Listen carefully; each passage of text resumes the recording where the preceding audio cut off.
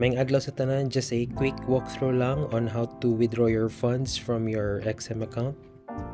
Actually, daghan og options kung unsaon pag-withdraw sa imong XM account. But for the sake of this video, gamito na to ang homepage option. So from this page, makita nimo tanan imong available accounts.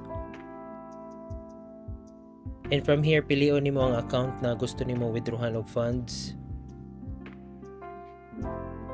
So from the account na gusto nimo withdrawhan og funds, just click the withdraw button. After ana, ma-route ka sa funding page. And from here, make sure na i-select nimo ang withdrawals tab. And then once you scroll down, makita nimo ang tanan available withdrawal methods. And please take note na kung unsa to inyong method na gigamit pag deposit og funds, dito ra pud ninyo pwede ma-withdraw ang inyong funds.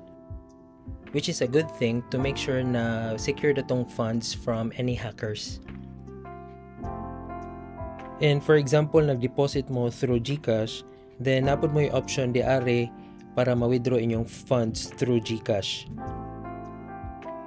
In my case, online bank transfer akong gigamit, so i-select lang nako ang online bank transfer na method.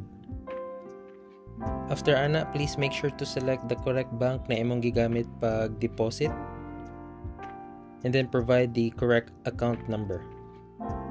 And then indicate the amount na gusto nimo i-withdraw, either in peso or in dollar value.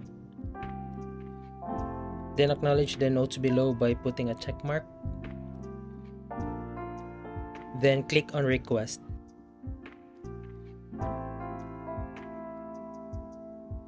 So karon human na ta og request sa to ang withdrawal. And nahuman na to siya at 2:24 PM. And na-receive na to ang email confirming na na-process na ang withdrawal at 3:13 PM.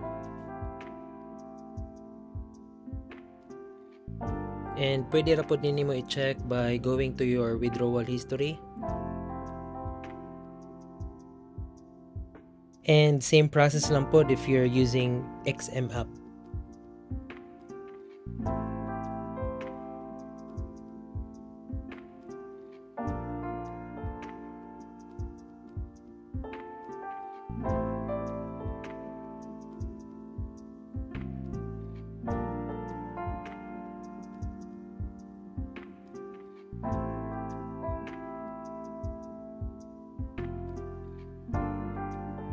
And there you go, inana lang kadali mag-process of withdrawal using your XM account.